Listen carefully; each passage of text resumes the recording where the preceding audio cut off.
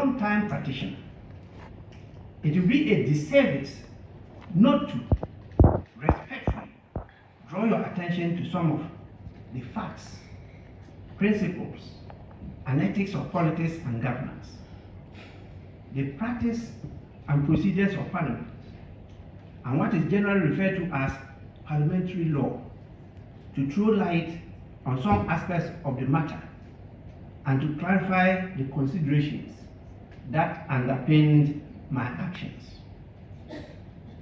The current brouhaha may be likened to a power play between the arms of government, and has the potential to undermine our democracy and the authority of Parliament.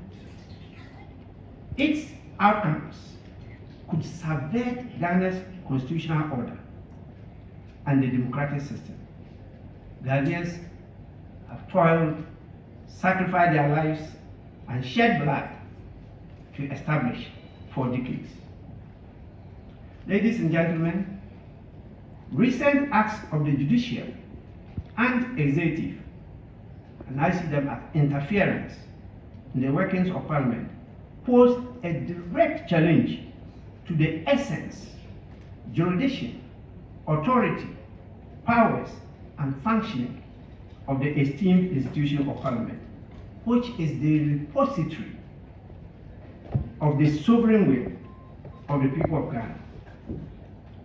It is increasingly becoming clear the judiciary and the executive are seemingly colluding to weaken Parliament. The decision of the Ghanaian voters in the 2020 presidential and parliamentary elections is clear and loud to all discerning people. The decision is obviously a preference for a consensual and collaborative governance to a winner-take-all government. The majoritarian system of Parliament, where the minority have a say, but the majority have its way, was rejected by the voters. They rather opted for inclusivity, collaboration, consensus building, leaving nobody behind. The equal representation of the two major parties in Ghana, resulting in the composition of a hung parliament, to the voters is the better way forward for our dear nation. The expectation of the voters is this will lead to the constitution of a parliament where the national interest will prevail as against partisan or parochial interests. This is the context and the peculiar situation I have to preside over as a speaker. I'm the first speaker in the Fourth Republic, in fact, in the history of Ghana, to work with a president who belongs to a different party, to work without a majority party in Parliament, but with an evenly divided Parliament, 137 apiece. That is a hung Parliament.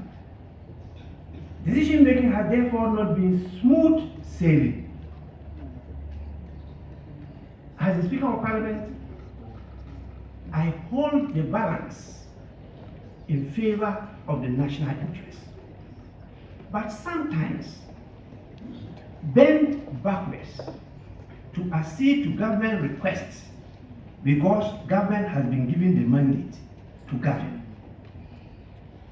It is with this understanding I led the board of the Parliamentary Service and members of Parliament to provide procedural rules of engagement to actualize this goal and to provide for the possible types of government as envisaged in the Constitution.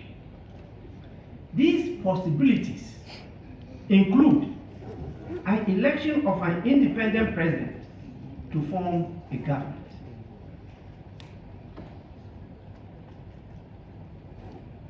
Somebody who contests, as we have now, as an independent presidential candidate can be elected by the voters as the president of Ghana.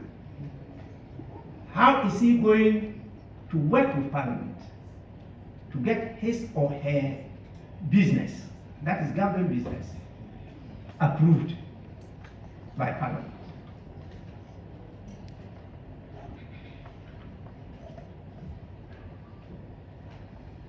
We have a possibility of a minority government where the voters vote for the president, but he has less members of Parliament, and that is a minority government.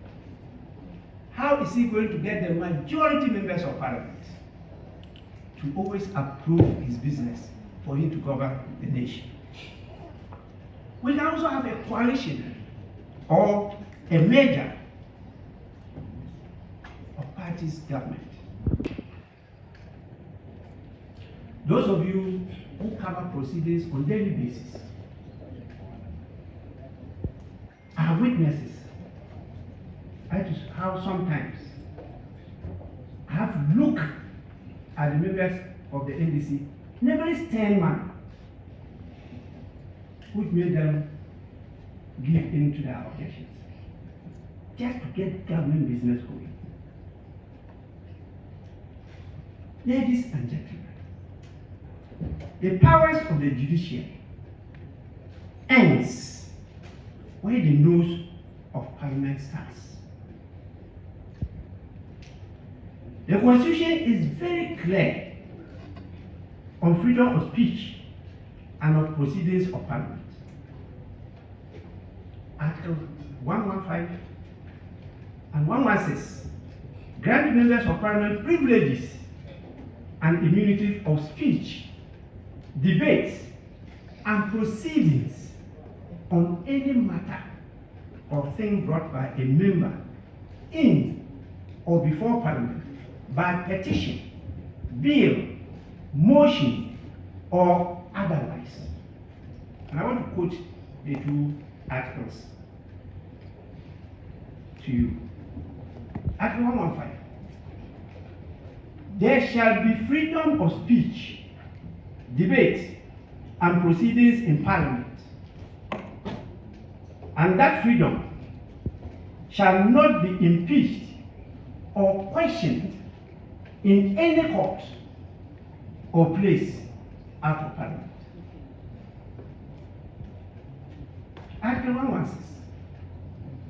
Subject to the provisions of this article, but without prejudice to the general effect of Article 115 of this Constitution, civil or criminal proceedings shall not be initiated against a member of Parliament in any court or place out of Parliament for any matter or thing brought by him in or before Parliament by petition, bill, motion, or otherwise.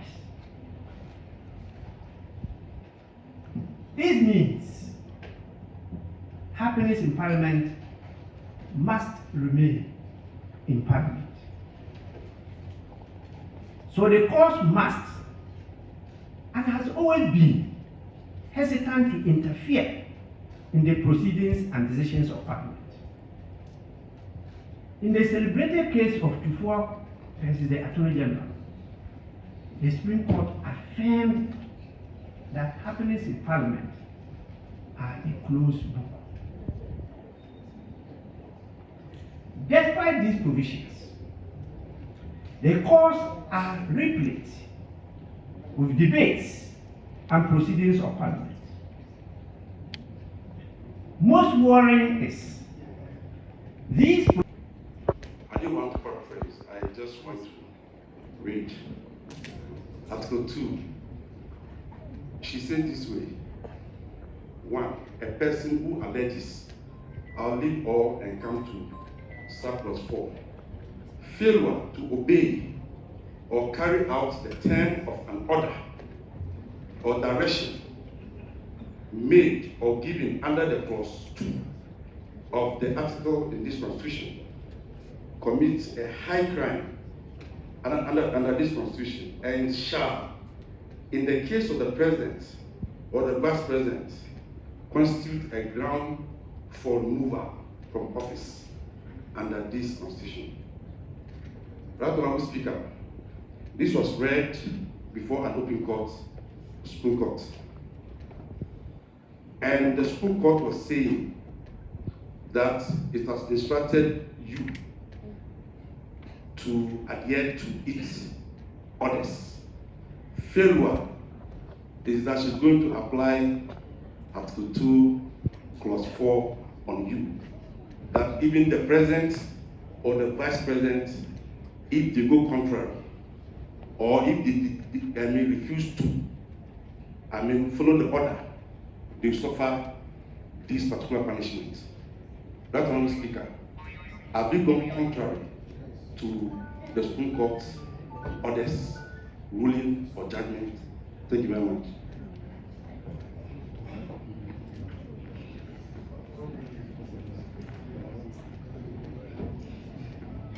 Okay, my name is Alban from TVSYZ Power FM. Mr. Speaker, we want to know whether the 4 seats which were declared vacant still remain vacant.